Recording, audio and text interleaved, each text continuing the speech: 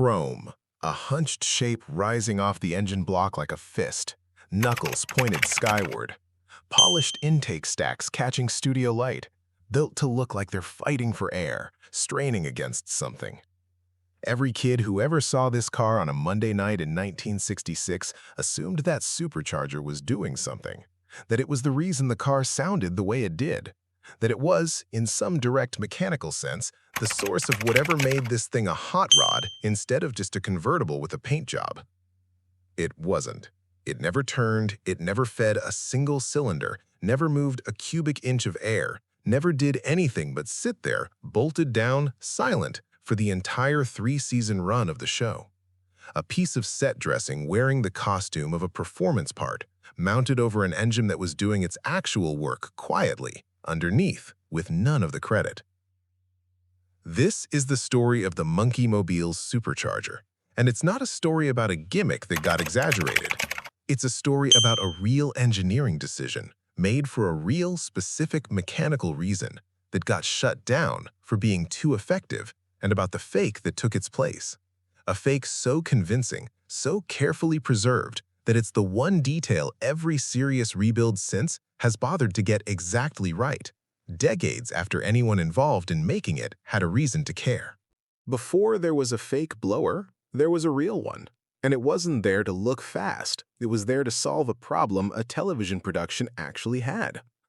When designer and builder Dean Jeffries took the job of building a car for a new NBC show about a fictional band, the brief wasn't styling notes or color swatches. It was a stunt requirement, plain and mechanical.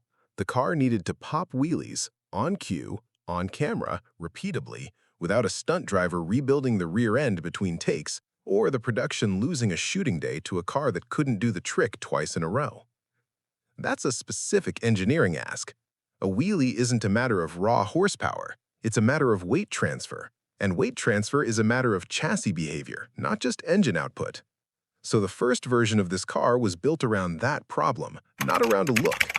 A functional 671 supercharger went on top of the engine, not chosen for a number on a spec sheet, but because forced induction was the most direct way to get an enormous, controllable spike of torque to the rear wheels on demand.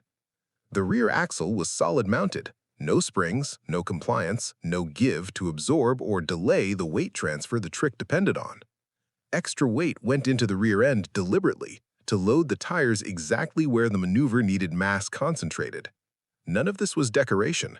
Every one of these choices existed to answer one specific mechanical question.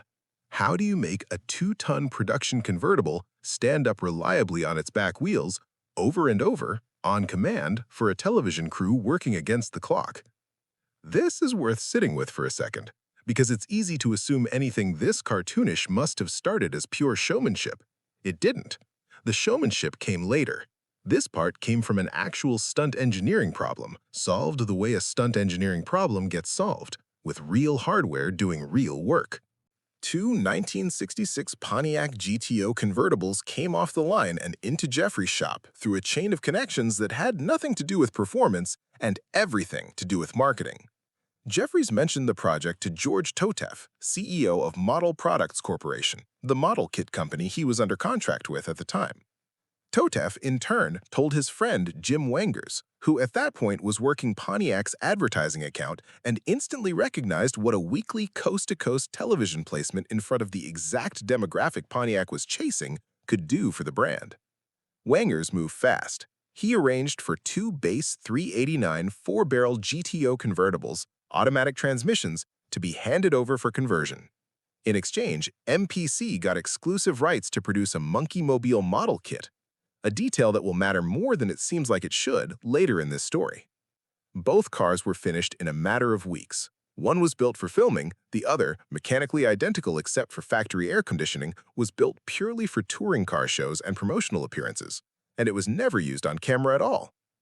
And the filming car, the one with the real supercharger, the real solid-mounted axle, the real added rear weight, worked. That was, in its own way, the problem. A supercharged 389 sitting on top of an axle with zero suspension compliance isn't a controllable street car, it's an unpredictable one. Reports from people involved in the build describe it as difficult to drive and genuinely dangerous to operate with any consistency. Not dangerous in a dramatic storytelling sense, but dangerous in the specific, unglamorous way that gets a production insurance nervous. A car that might do exactly what it's built to do, but also might not, and might do it at the wrong moment in front of union crew members standing where they shouldn't be. What had been engineered to solve one problem, reliable wheelies on cue, had created a bigger one, a piece of equipment nobody could safely put in front of a rolling camera on a fixed schedule, week after week, for a full season. So it came out. The functional supercharger was pulled off the engine entirely.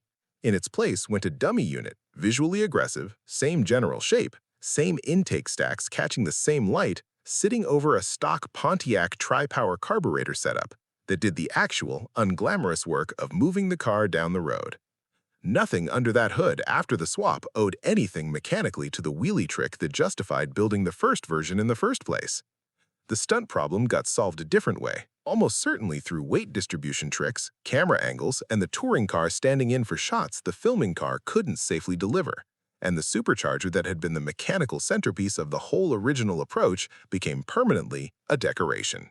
Here's the part that matters most, and it's easy to miss if you don't sit with the timeline.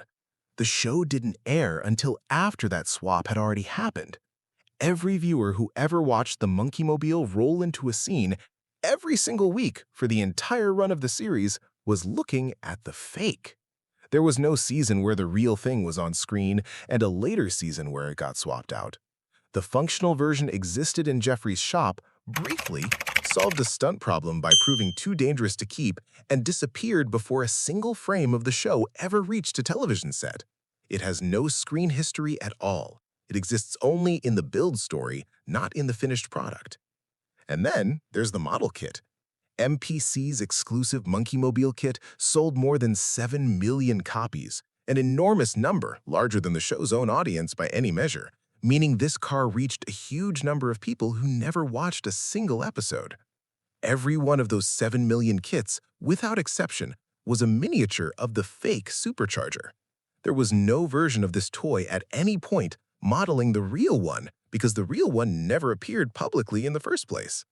An entire generation's physical, tactile kitchen table relationship with the Monkeemobile's engine was built from a part that never turned, glued together by hands that had no way of knowing a different version had ever existed. There was no gradual public reveal, no moment where audiences learned the real story and had to reconcile it with what they thought they knew. The functional version simply never had an audience. The entire cultural memory of this detail, the thing people picture when they picture this car, the 7 million model builders held in their hands, was, from the very first broadcast, built entirely on the version that did nothing.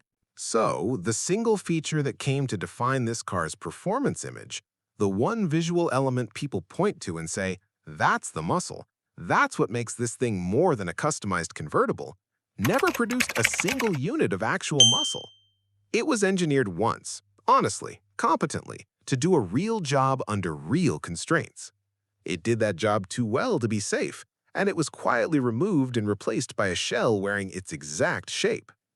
And that shell is the one part of this car nobody involved in preserving its legacy has ever tried to change back. Every serious rebuild of the Monkeemobile since has kept the dummy blower, not out of oversight, and not reluctantly, deliberately as a point of accuracy. The professional restorations built for private collectors, the touring replicas that have crossed the country at car shows for decades, the 45th anniversary tribute build, constructed to television-accurate specification, with Jeffries himself providing direction and commentary shortly before his death, his last involvement with the design he'd created almost half a century earlier. That build didn't restore the function. It went further in the other direction.